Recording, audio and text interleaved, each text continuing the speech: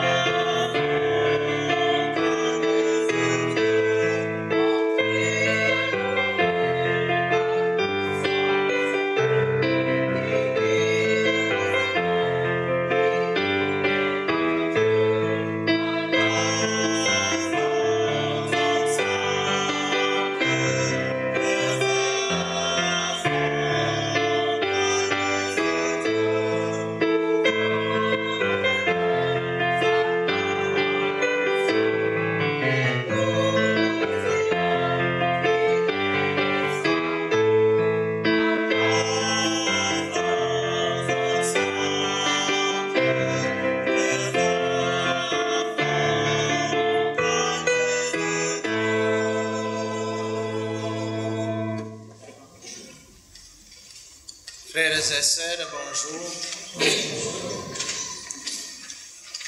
Nous sommes rassemblés au nom du Père et du Fils et du Saint-Esprit.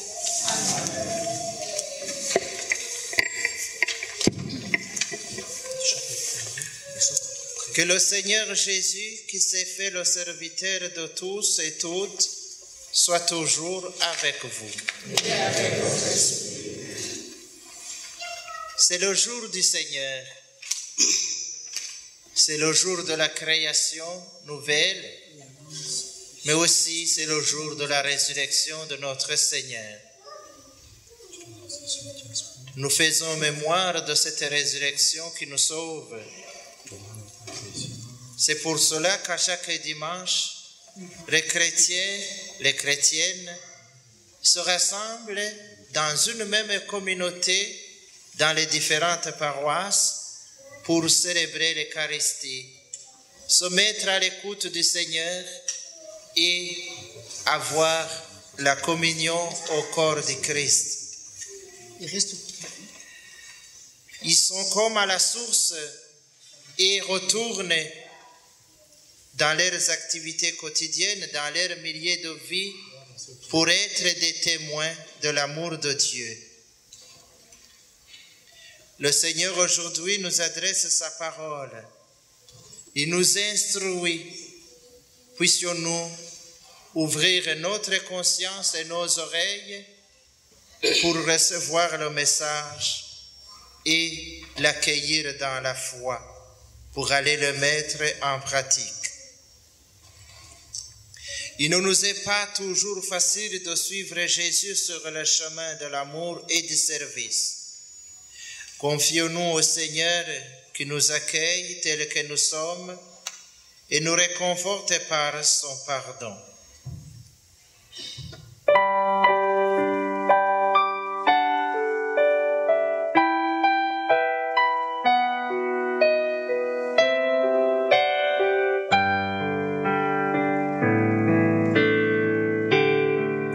Seigneur,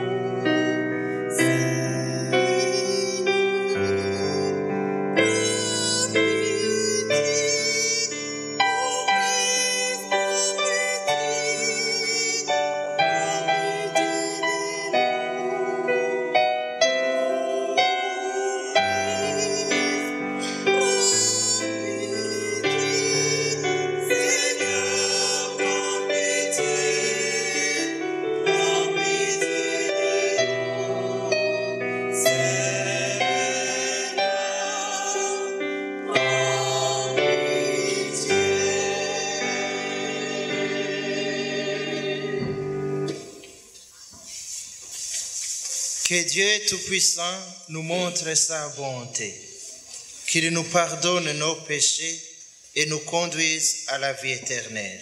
Amen.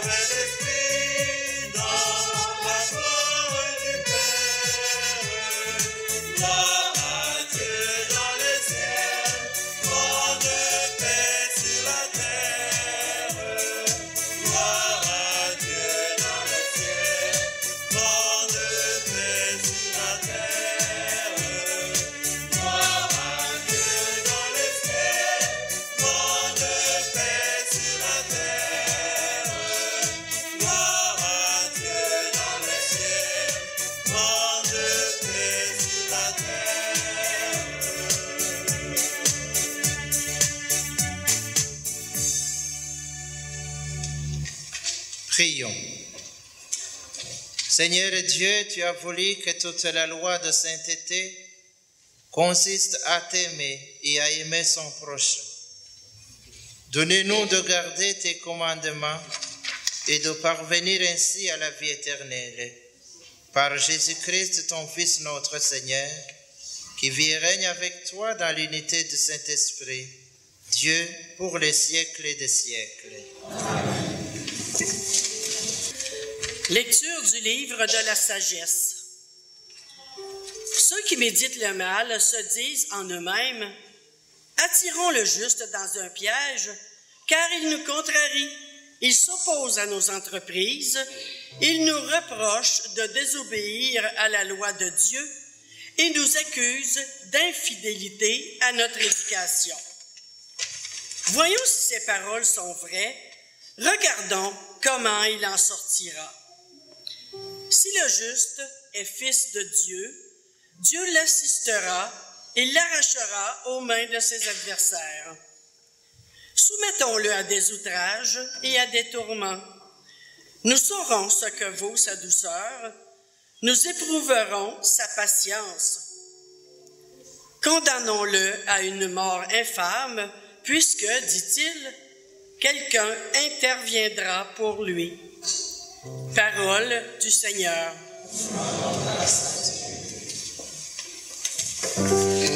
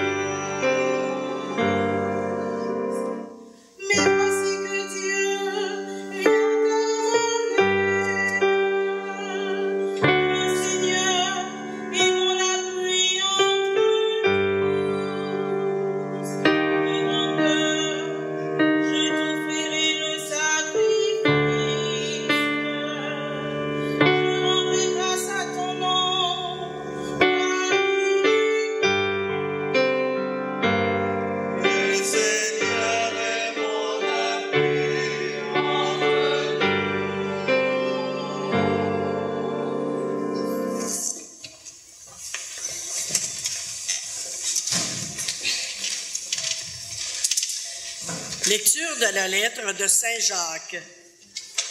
Bien-aimés, la jalousie et les rivalités mènent au désordre et à toutes sortes d'actions malfaisantes.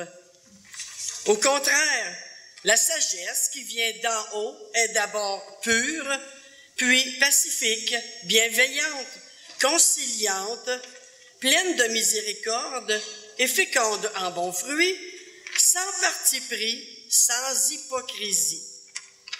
C'est dans la paix qu'est semée la justice, qui donne son fruit aux artisans de la paix. D'où viennent les guerres? D'où viennent les conflits entre vous? N'est-ce pas justement de tous ces désirs qui mènent leur combat en vous-même? Vous êtes plein de convoitises et vous n'obtenez rien, alors vous tuez. Vous êtes jaloux et vous n'arrivez pas à vos fins, alors vous entrez en conflit et vous faites la guerre. Vous n'obtenez rien parce que vous ne demandez pas. Vous demandez, mais vous ne recevez rien. En effet, vos demandes sont mauvaises, puisque c'est pour tout dépenser en plaisir. Parole du Seigneur.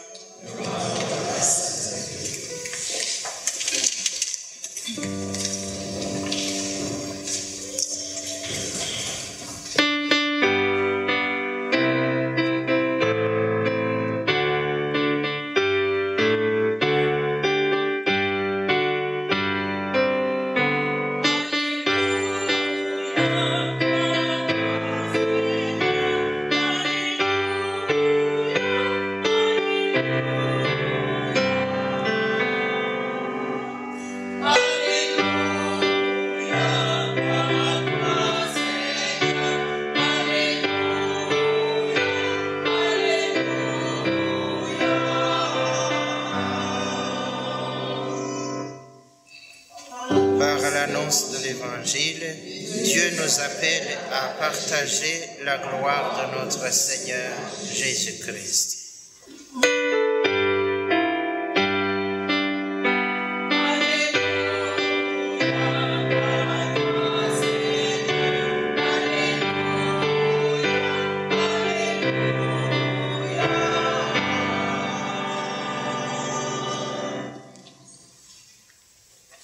Le Seigneur soit avec vous. Évangile de Jésus-Christ selon saint Marc.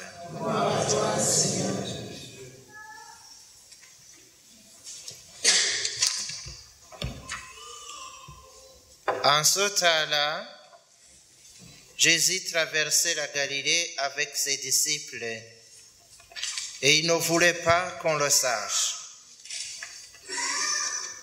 car il enseignait ses disciples en leur disant: le Fils de l'homme est livré aux mains des hommes. Ils le tueront, et 3 jours après sa mort, il ressuscitera. Mais les disciples ne comprenaient pas ces paroles. Ils avaient peur de l'interroger. Ils arrivèrent à Capharnaüm, et une fois à la maison, Jésus leur demanda: de quoi discutiez-vous en chemin? Ils se taisaient, car en chemin, ils avaient discuté entre eux pour savoir qui était le plus grand. S'étant assis, Jésus appela les 12 et leur dit: si quelqu'un veut être le premier, qu'il soit le dernier de tous et le serviteur de tous. Prenant alors un enfant, il le plaça au milieu d'eux, l'embrassa et leur dit: quiconque accueille en mon nom un enfant comme celui-ci, c'est moi qui l'accueille. Et celui qui m'accueille, ce n'est pas moi qui l'accueille, mais celui qui m'a envoyé.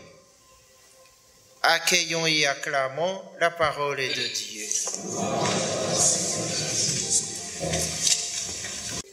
Frères et sœurs, peuple de Dieu, nous qui sommes rassemblés pour cette Eucharistie, la parole de Dieu nous est adressée. Elle nous propose, elle nous montre des logiques et nous invite à un choix. La première logique est animée par le désir de la justice et de la paix, par l'ouverture à l'autre et à Dieu. L'autre logique, celle du monde, celle des païens, c'est la recherche du pouvoir, la domination, le plaisir, la satisfaction personnelle et immédiate. La parole de Dieu nous ouvre des pistes pour nous interroger sur ce qui nous guide dans nos choix quotidiens. On nous a proposé d'abord la première lecture, tirée du livre de la sagesse. Ce livre de la sagesse est le dernier des écrits de l'Ancien Testament, 30 ans ou 50 ans seulement avant la naissance du Christ.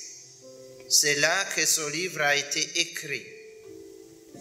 Livre écrit pour les croyants juifs qui étaient à l'étranger, en Égypte, en plein milieu grec, où ils devaient continuer à vivre leur foi, la foi de leurs ancêtres, et continuer à la transmettre aux enfants, aux jeunes, par le témoignage d'une vie cohérente, par la pratique de notre foi.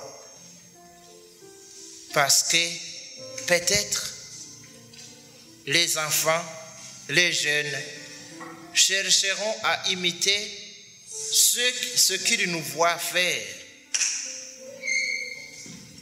Mais à l'époque où ces Juifs étaient en Égypte, précisément dans le delta du Nil, en plein milieu grec, vivre leur foi était différent, était difficile, parce qu'ils étaient souvent tournés en dérision par les Grecs, vu que la religion juive, la foi en un Dieu unique, était incompatible à la religion grecque, la croyance en une multitude de dieux. Et alors, ils avaient à rester fidèles en plein milieu païen. C'est comme nous autres aujourd'hui, où nous vivons dans une société où la plupart des gens s'éloignent de plus en plus de l'Église, de la foi chrétienne, et ne veulent même plus entendre parler de la parole de Dieu. Mais en tant que croyants et croyantes, nous avons à continuer à être fidèles à Dieu, au Christ, à son évangile, même en ces temps difficiles. En ces temps où la foi chrétienne risque d'être étouffée. Mais aussi, le livre de la sagesse est écrit et il cherchait à aider les croyants à tenir les bons malgré les persécutions. Parce que les persécutions venaient non seulement des Grecs, mais aussi venaient des croyants juifs qui avaient abandonné leur foi et qui ridiculisaient leurs confrères. Donc, c'est toujours dangereux de rencontrer ou de vivre avec un chrétien adapté au monde, un chrétien qui s'identifie au monde. Parce qu'on va dire, qui es-tu toi? Tu n'es pas comme les autres? Tu ne veux pas faire comme les autres? Oui, nous sommes dans le monde, mais nous ne sommes pas du monde.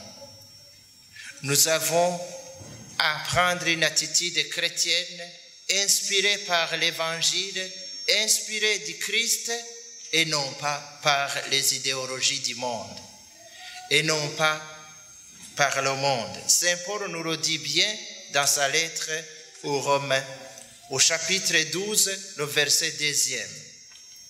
Ne vous conformez pas au monde présent, mais sachez discerner qu'est-ce qui est juste, qu'est-ce qui est bon, qu'est-ce qui est vrai, et surtout sachez discerner quelle est la volonté de Dieu.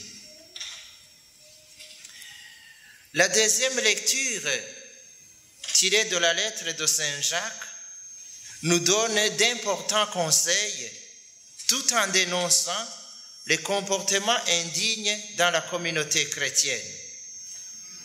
Voilà que l'on nous dit: bien-aimés, la jalousie et les rivalités mènent au désordre et à toutes sortes d'actions malfaisantes. Malheureusement, même à notre époque, même dans notre communauté chrétienne, il y a des fois où il se remarque la jalousie, les rivalités, la recherche du pouvoir et du contrôle des autres, le fait d'imposer ses idées et d'écarter les autres. Malheureusement. Mais cela est un comportement païen qui montre que nous n'avons pas encore connu Dieu, que nous n'avons pas encore compris ce qu'est Jésus. Et Saint Jacques nous propose d'accueillir la sagesse qui vient de Dieu, qui vient d'en haut, celle qui est pure, pacifique, bienveillante, conciliante, pleine de miséricorde et fécond en bons fruits, les fruits de la charité, de l'entraide mutuelle, du service les uns envers les autres. C'est ce que nous dit même l'évangile d'aujourd'hui. Quand Jésus annonce sa mission,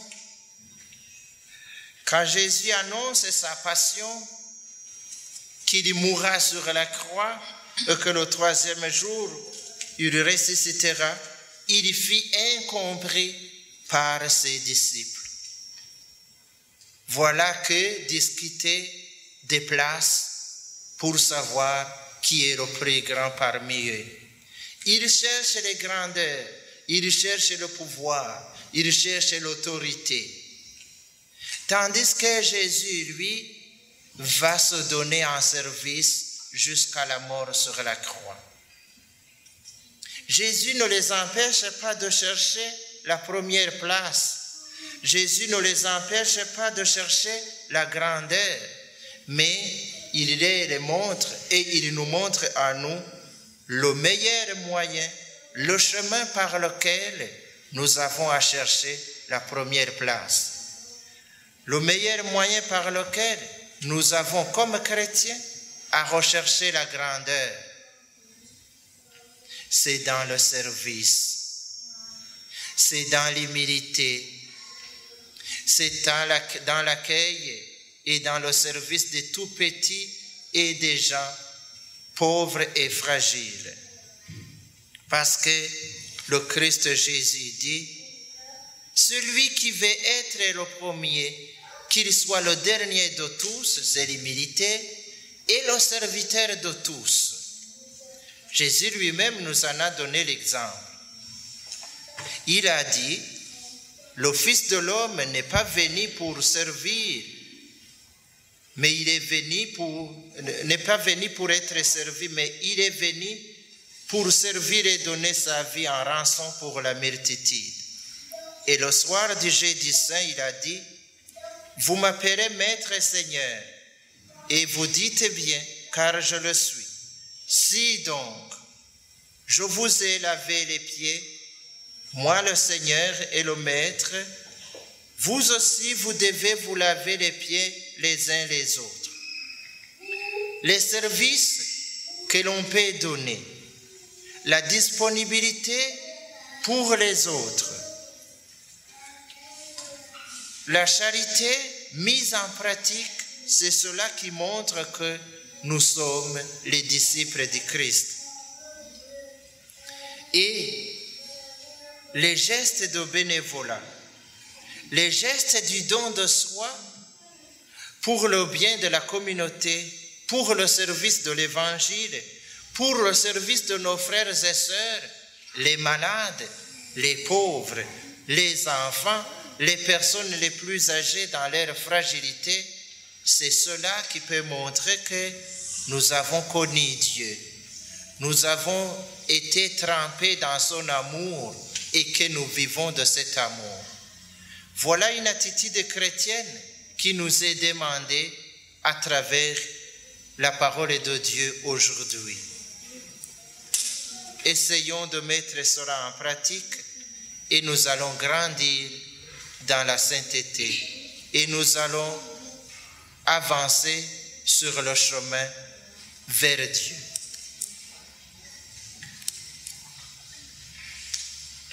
Nous nous levons pour proclamer notre foi. Je crois en Dieu, le Père Tout-Puissant, Créateur du ciel et de la terre, et en Jésus-Christ, son Fils unique, notre Seigneur, qui a été conçu du Saint-Esprit, est né de la Vierge Marie, a souffert sous Ponce Pilate, a été crucifié, est mort et a été enseveli, et descendu aux enfers. Le troisième jour est ressuscité des morts, est monté aux cieux, est assis à la droite de Dieu le Père Tout-Puissant, d'où il viendra juger les vivants et les morts. Je crois en l'Esprit Saint, à la Sainte Église catholique, à la communion des saints, à la rémission des péchés, à la résurrection de la chair et à la vie éternelle. Amen.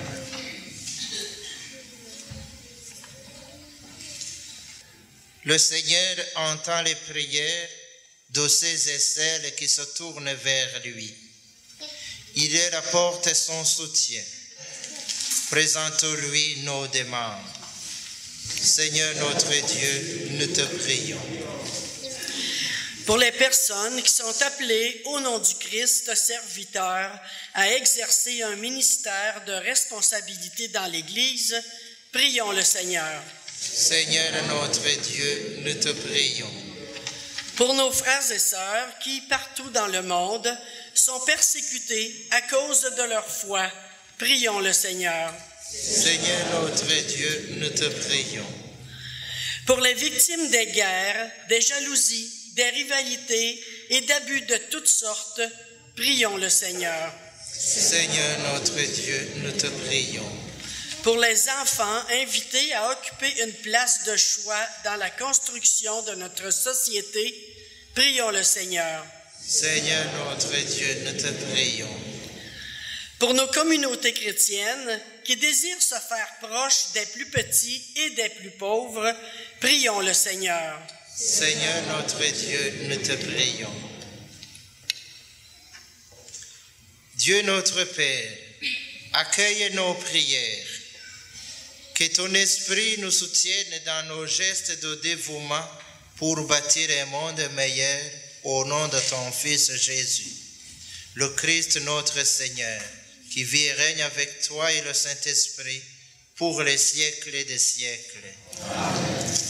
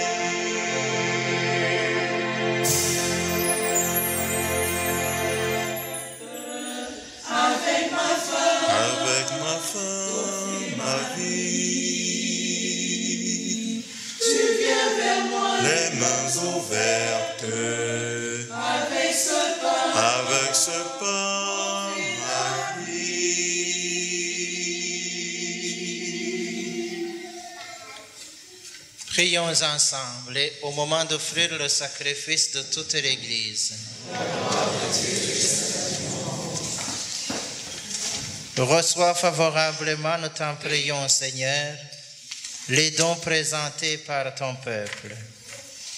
Que tous obtiennent par tes sacrements ce qu'ils proclament dans la ferveur de la foi, par le Christ notre Seigneur. Amen.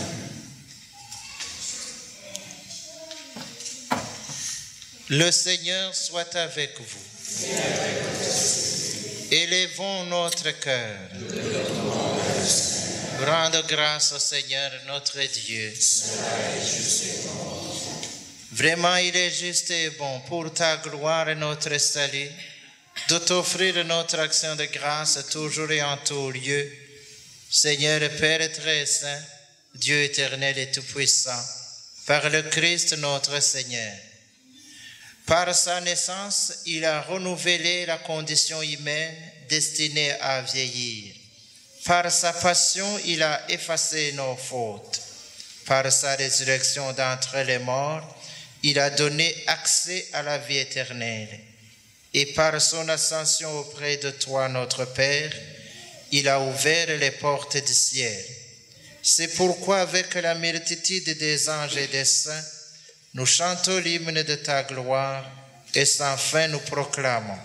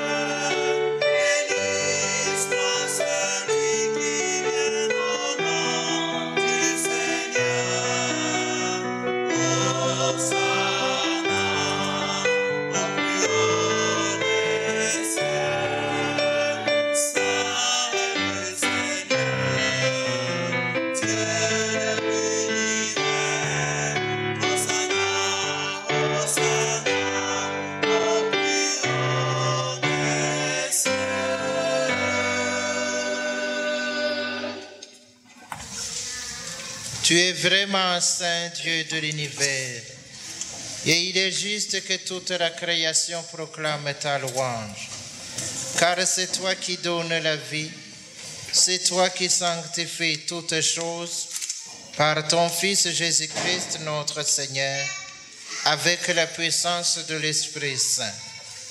Et tu ne cesses de rassembler ton peuple, afin que du levant au couchant du soleil, une offrande pure soit présentée à ton nom. C'est pourquoi nous voici rassemblés devant toi, Dieu notre Père, et dans la communion de toute l'Église, nous célébrons le jour où le Christ est ressuscité d'entre les morts. Par lui que tu as élevé à ta droite, nous te supplions de consacrer toi-même les offrandes que nous apportons. Sanctifie-les par ton esprit, pour qu'elles deviennent le corps et le sang de ton Fils, Jésus-Christ notre Seigneur, qui nous a dit de célébrer ce mystère.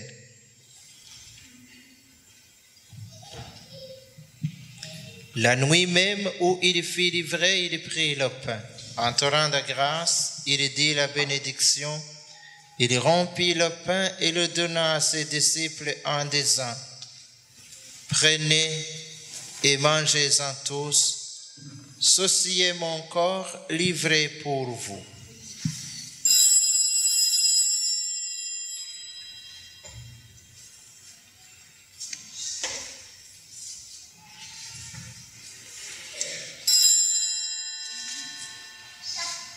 De même, après le repas, il prit la coupe. En te rendant grâce, il dit la bénédiction. et donna la coupe à ses disciples en disant, « Prenez et buvez-en tous, car ceci est la coupe de mon sang, le sang de l'alliance nouvelle et éternelle, qui sera versé pour vous et pour la multitude en rémission des péchés. Vous ferez cela en mémoire de moi. »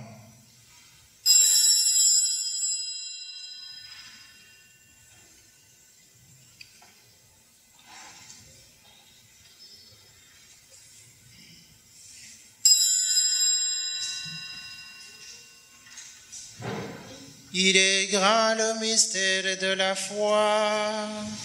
Nous annonçons ta mort, Seigneur Jésus. Nous proclamons ta résurrection. Nous attendons ta venue dans la gloire.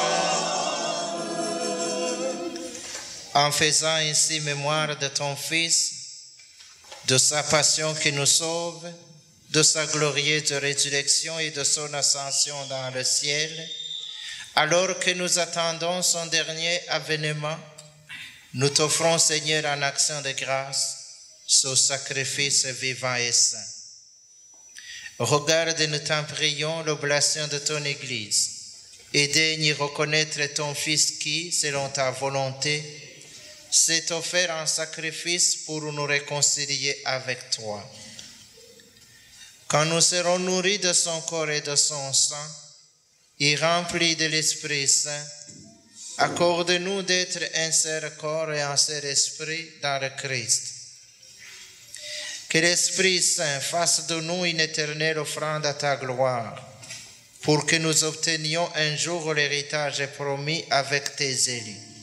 En premier lieu, la bienheureuse Vierge Marie, Mère de Dieu, avec Saint Joseph, son époux, les bienheureux apôtres, les glorieux martyrs et tous les saints qui ne cessent d'intercéder auprès de toi et nous assurent de ton secours. Et maintenant, nous te supplions, Seigneur, par le sacrifice qui nous réconcilie avec toi, étends au monde entier le salut et la paix. Affermis ton Église en pèlerinage sur la terre, dans la foi et la charité, en union avec ton serviteur, notre Pape François, et notre évêque Guy Boulanger, l'ensemble des évêques, les prêtres, les diacres, et tout le peuple que tu as racheté. Écoute en ta bonté les prières de ta famille que tu as voulu rassembler devant toi. Dans ta miséricorde, ramène à toi, Père très aimant, tous tes enfants dispersés. Souviens-toi, Seigneur, de Jean-Paul Bordello et d'Emmanuel Rodrigue qui ont quitté ce monde et que tu appelles auprès de toi. Puisqu'ils ont été unis à la mort de ton Fils, donne-leur de participer à sa résurrection. Pour nos frères et sœurs défunts, et pour tous ceux qui ont quitté ce monde et trouvé grâce devant toi, nous te prions, en ta bienveillance, accueille-les dans ton royaume, où nous espérons être comblés de ta gloire, tous ensemble pour l'éternité, par le Christ notre Seigneur, par qui tu donnes au monde toutes grâces et tout bien.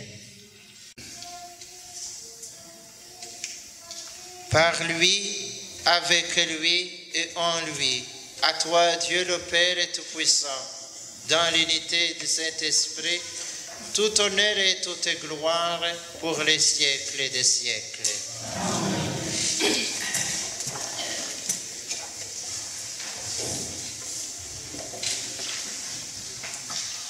Unis dans le même esprit, nous pouvons dire avec confiance la prière que nous avons reçue du Sauveur. Notre Père qui es aux cieux, que ton nom soit sanctifié, que ton règne vienne, que ta volonté soit faite sur la terre comme au ciel. Donnez-nous aujourd'hui notre pain de ce jour. Pardonnez-nous nos offenses, comme nous pardonnons nous aussi à ceux qui nous ont offensés, et ne nous laisse pas entrer en tentation, mais délivre-nous du mal. Délivre-nous de tout mal, Seigneur, et donne la paix à notre temps. Soutenus par ta miséricorde, nous serons libérés de tout péché, à l'abri de toute épreuve. Nous qui attendons que se réalise cette bienheureuse espérance, l'avènement de Jésus-Christ, notre Sauveur. Car c'est à toi qu'appartiennent le règne, la puissance et la gloire pour les siècles. Seigneur Jésus-Christ, tu as dit à tes apôtres, je vous laisse la paix, je vous donne ma paix. Ne regarde pas nos péchés, mais la foi de ton Église. Pour que ta volonté s'accomplisse, donne-lui toujours cette paix et conduis-la vers l'unité parfaite, toi qui règnes pour les siècles des siècles. Amen. Que la paix du Seigneur soit toujours avec vous. Dans la charité de Christ, donnez-vous la paix.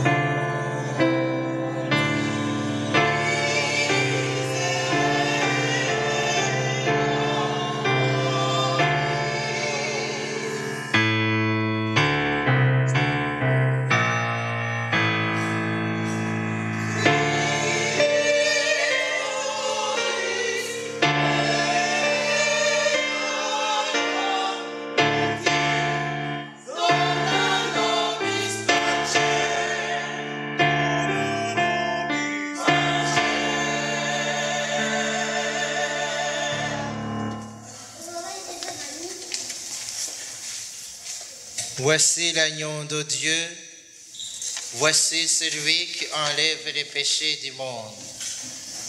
Seigneur, je ne suis pas digne de te recevoir, mais dis seulement une parole et je serai guéri. Que le corps et le sang de Christ nous gardent pour la vie éternelle. Amen.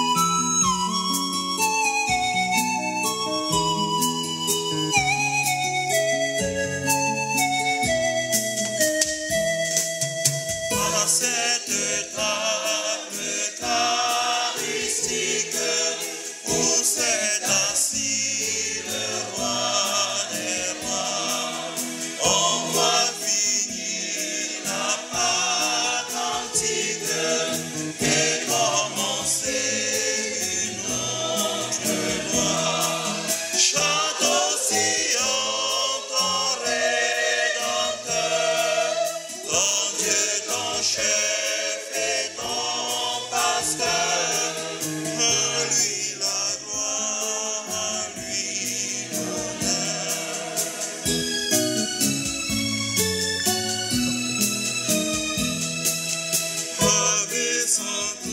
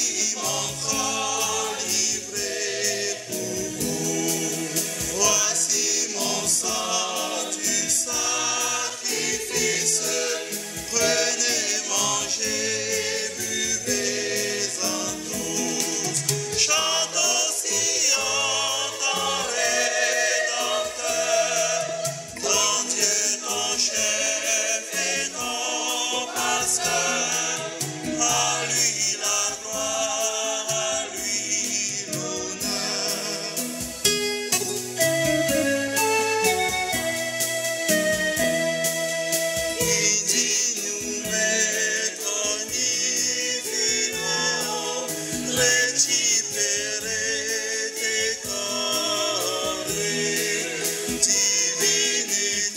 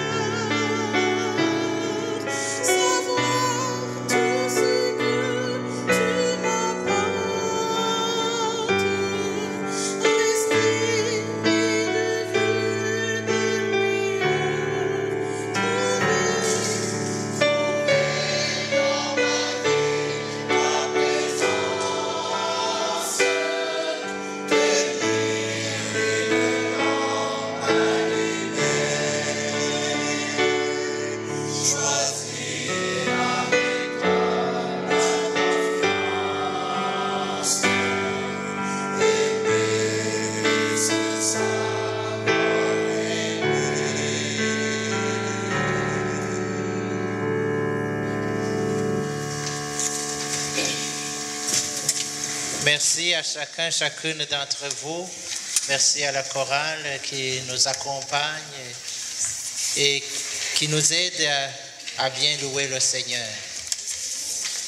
Je voudrais encore une fois lancer un appel à l'égard des jeunes adultes qui n'ont pas encore eu les sacrements, soit le baptême, la première communion et la confirmation.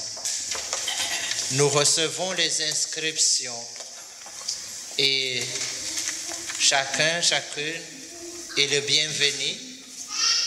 Et nous le disons à ceux qui sont ici, mais nous voudrions que vous relayiez l'appel à l'égard de vos enfants ou vos petits-enfants qui n'ont pas reçu leur sacrement, et de venir s'inscrire, parce que bientôt on pourra commencer les entretiens, l'accompagnement pour les aider à cheminer dans la foi jusqu'à ce qu'ils reçoivent ces 10 sacrements. Et qu'un chrétien soit seulement baptisé ou soit là sans aucun sacrement, il y a un manque. Il y a un manque parce que c'est avec les sacrements de l'initiation chrétienne, le baptême, l'Eucharistie et la confirmation qu'on devient pleinement chrétien et configuré au Christ. Alors, l'invitation est donnée, l'appel est lancé. Vous avez à le relayer auprès de ceux qui en ont besoin, que les portes sont ouvertes et qu'on va les recevoir et les accompagner bien.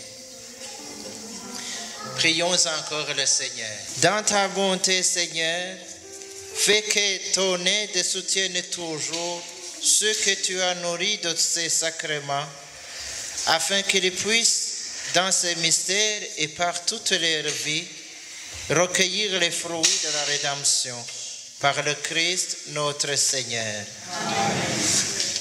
Le Seigneur soit avec vous. Et avec votre esprit. Que Dieu Tout-Puissant vous bénisse, le Père, le Fils et le Saint-Esprit. Allez dans la paix du Christ.